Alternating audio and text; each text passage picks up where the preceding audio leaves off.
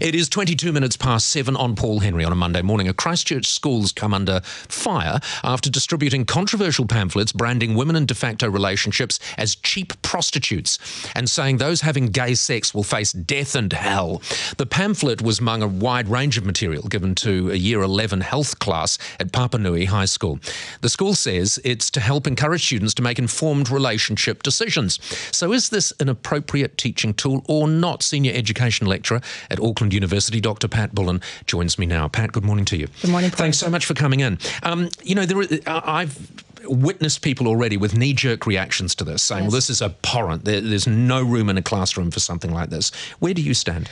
Well, I think you have to put it in the context of how that information was delivered. And I think that if it were delivered in a way that it was presented as a diverse range of views, that then the young people were able to sort of unpack and understand and know that there are people in the world that have or hold these views, I think is quite important. And then, of course, ensuring that it was delivered in a way that was respectful and acknowledging that not necessarily are they the views held by the teachers or anyone else in the class. You see, the thing is, these are such extreme views. I mean, taken directly out of the pamphlet, she thinks he's a wonderful man, yet he's such a coward he can't even ask her to be his wife. These are extreme views. You know, if you lie down with someone of the same sex, you will go to hell and be punished.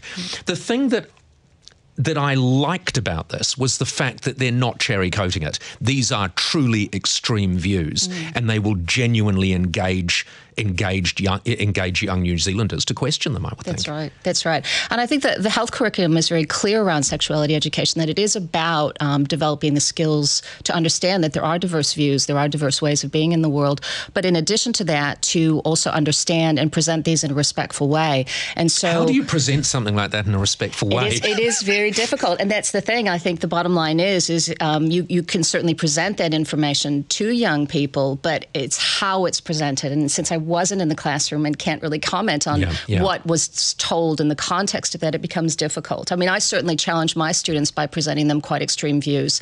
And I think at the age of 15, they are able to understand that there are extreme views in the world and critically examine those. But I would worry about, again, the level of comfort or discomfort that might cause within the context of the classroom. Well, and this is the complicated thing, isn't it? Because probably within every class there are going to be people whose parents are in de facto relationships or solo parenting or homosexual relationships, or they are homosexuals themselves.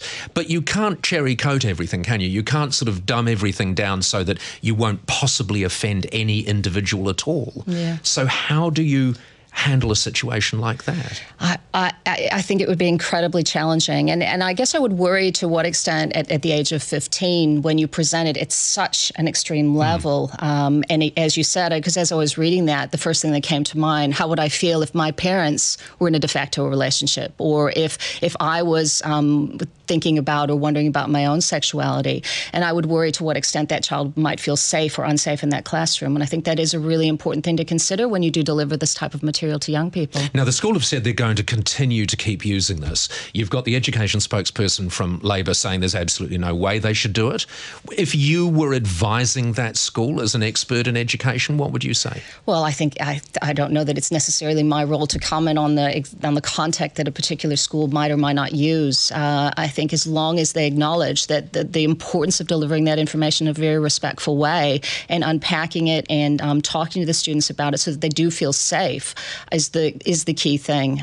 But it's not really my position to say yes. Yeah. I mean, there is, though, isn't there, that aspect that keeping those sort of views hidden is much more dangerous than having them in open forum and debating them. I think that's absolutely correct, yeah. Brilliant. Thank you so much for joining us. Dr. Pat Bullen, Auckland University Senior Lecturer in Learning and Development. Just ahead on